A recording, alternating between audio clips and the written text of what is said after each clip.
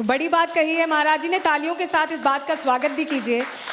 महाराज जी, एक चीज़ और हो रही है, सनातन बोर्ड का जिक्र पिछले कई दिनों से सुन रहे हैं और अभी एक बैठक भी होने वाली है महाकुंभ में।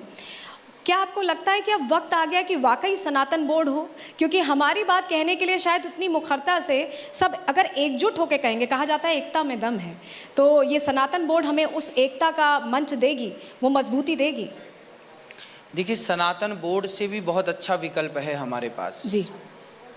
और वो विकल्प यदि हम उस पर बात कर लें और उस पर चल पड़ें तो सबसे उत्तम विकल्प होगा।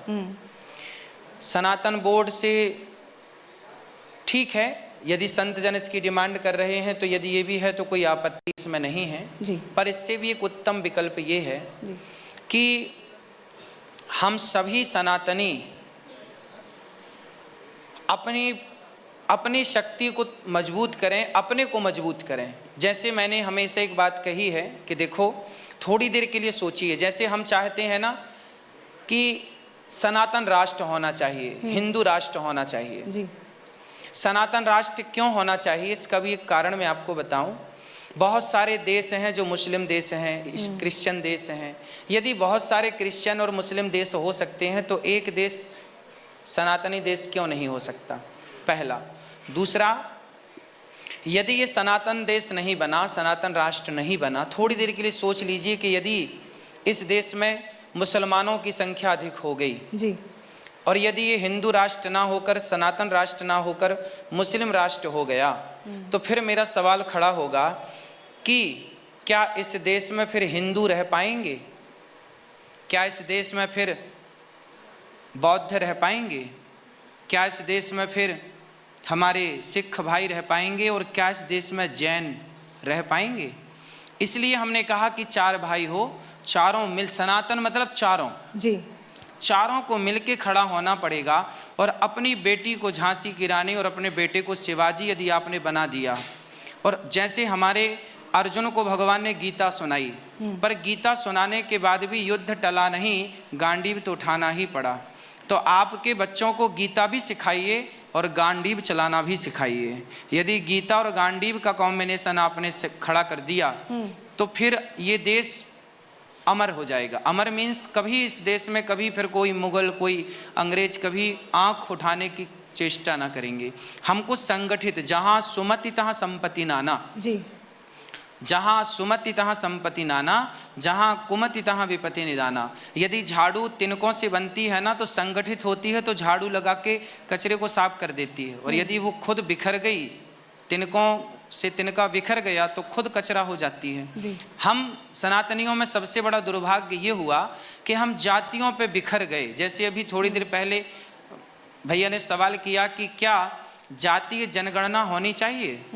बिल्कुल जातीय जनगणना की जरूरत नहीं है। जनगणना कैसी होनी चाहिए?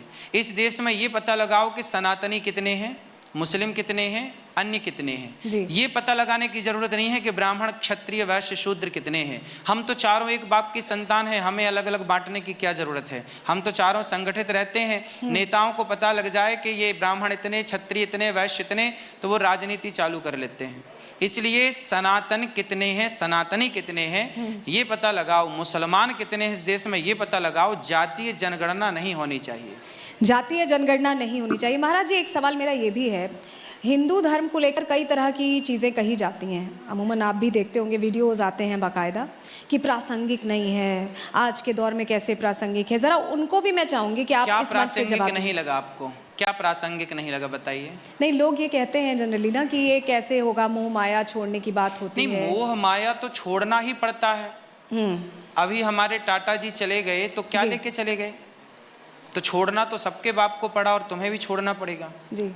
तो ये तो माया है, छोड़ना ही पड़ेगा। लेकिन जब तक है तो व्यवस्थाओं के लिए स्वीकार करना पड़ता है। काम करिए, खूब पैसा कमाइए, पर उस पैसे से मोह न रखिए, ये कहने का तात्पर्य। आप ये हमेशा कहते हैं कि पैसा खूब कमाइए, और ये बहुत अच्छी बात है, आगे बढ़ने की प्रेरणा आप देने की कोशिश करते हैं। लेकिन ज़रा हम ये समझना चाहेंगे कि जैसे पहले जो ऋषि मुनि होते थे वो कहते थे कि आप भगवान को खुद को समर्पित कर दीजिए। अब समर्पण का नया तरीका है। अब लोगों के बीच आप जाते हैं, लोगों के में अलग जगाने की कोशिश करते हैं। जो धूमिल पड़ गई थी रोशनी, उसमें चमक लाने की कोशिश करते हैं। तो ये जो समय के साथ बदलाव आया है, ये कितना अच्छा आप मानते हैं, और क्या आज की ज़रूरत के हिसाब से ये बदलाव आया है? देखिए, बदलाव तो आना ही चाहिए। समर्पण का मतलब क्या है? समर्पण की प्रतिमूर्ति यदि किसी को कहा जाए तो समर्पण की प्रतिमूर्ति होती है स्त्री। जी।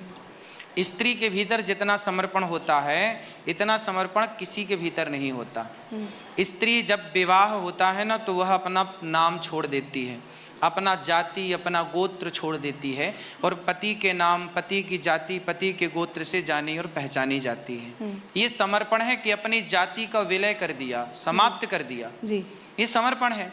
उसी तरह एक भक्त अपने आप को जब समर्पित करता है तो भगवान कहते हैं कि सन्मुख हों ही जीव मोहि जबहि, तो जन्म कोटि अघ नासहि तबहि, सर्वधर्मान परित्यज्य मामेकम शरणं व्रज, अहम त्वा सर्व पापेभ्यो मोक्षयिष्यामि मा शुचः। तो भगवान कहते हैं गीता के 18वें अध्याय के 66वें श्लोक में जी। कि अर्जुन शरणागति जरूरी है। देखो, जब तक समर्पण नहीं होगा, जी। समर्पण किया ही नहीं, शरणागति हुई नहीं, तो फिर भगवान स्वीकार कैसे करेंगे? अर्जुन ने समर्पण किया, सुग्रीव ने समर्पण किया, विभीषण ने जब तक समर्पण नहीं किया कैसे कहाँ काम बना? तो भगवान के चरणों में तो आत्मसमर्पण करना पड़ेगा। द्रौपदी ने जब सबको बुलाया, अर्जुन आओ, भीम आओ, नकुल सहदेव आओ, जब दुशासन चीर खींच रहा था सबको तो बुलाया, पर आखिरी में समर्पण कहाँ किया? कृष्ण में। और जब किया तो भगवान आए। तो समर्पण भगवान में ही हो और किसी में क्यों हो? यदि आपने जगत में समर्पण किया तो वो आपका फायदा उठा लेगा, लेकिन भगवान है कि जो सदा आपको फायदे में रखते हैं। बड़ी बात आपने कही है।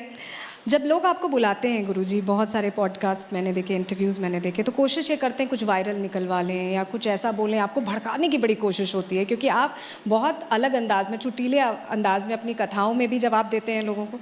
तो वो जो मुस्कुराहट है, जो मैं अभी देख भी रही हूँ, वो मुस्कुराहट कैसे बरकरार रखते हैं? क्योंकि लोग तो नित नए सवाल लेकर आते हैं और ऐसे ऐसे सवाल लेकर आते हैं जिसमें आपको कभी हंसी आ जाती है, कभी आप छेड़ देते हैं। देखो, हमें सदा प्रसन्न रहना चाहिए। हम जो भी करते हैं ना वो प्रसन्नता के लिए करते हैं। इसलिए हर सिचुएशन, हर परिस्थितियां, देखो परिस्थितियां तो आएंगी और जाएंगी। हमने समुद्र मंथन पढ़ा है ना कि पहले तो विष ही निकलेगा, इसलिए घबराने का नहीं। यदि आज विष है तो कल अमृत भी है। यदि दुनिया आज आपको नकारती है तो कल आपको स्वीकार भी करेगी। बस सब्र रखिएगा, अपने आप को बनाए रखिएगा, स्माइल बनाए रखिएगा, प्रसन्नता बनाए रखिएगा। ये दुनिया, ये प्रकृति परिवर्तनशील है। कई बार जो लोग आपको पसंद नहीं करते वही लोग आपको पसंद करने लग जाते हैं। ये एक समय है, समय सब कुछ भुला देता है, समय एक नई दिशा प्रदान कर देता है। बस समय का इंतजार करना चाहिए और हर समय हैप्पी रहना ही चाहिए। मेरा मान्यता है, आप कमाते हैं किसके लिए? इतने सारे लोग बैठे हैं, आप पैसा कमाते हैं, सारे लोग किसके लिए कमाते हैं? केवल प्रसन्नता के लिए। बड़ी गाड़ी हो किसके लिए? प्रसन्नता। बड़ा घर हो किसके लिए? प्रसन्नता। अच्छी पत्नी हो, अच्छा पति हो, किसके लिए? प्रसन्नता। हम अच्छे कपड़े पहने किसके लिए? हर चीज के पीछे है केवल आपकी प्रसन्नता, आपकी खुशी। तो खुशी ही जब मायने रखती है तो क्यों ना खुशी ही रह जाए, क्योंकि उस खुशी में कोई पैसे तो खर्च होने नहीं है। इसलिए अपनी होठों पे सदा मुस्कान बना के रखनी ही चाहिए, सदा हैप्पी रहना चाहिए। और यही अंदाज लोगों को आपका पसंद भी खूब आता है और इसीलिए आप वायरल बाबा भी कहे जाते हैं। देखिए, रिसर्च करके मुझे पता चला महाराज जी आपके बारे में कि आपने बहुत लंबा सफ़र तय किया है। आपने शुरुआत से ही, बचपन में ही आपका इंक्लिनेशन था अध्यात्म की तरफ।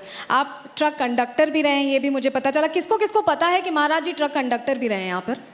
पता है, एक दो लोगों को पता है। देखिए, लेकिन आज सबको हम रिपब्लिक भारत के मंच से बता रहे हैं कि आध्यात्म का रास्ता इतना आसान नहीं होता है। महाराज जी बताएंगे कैसे ये सफ़र तय किया, क्या झुकाव शुरू से था, तो धीरे धीरे करके संघर्ष करके यहाँ तक आए। बचपन में हमारी शुरुआत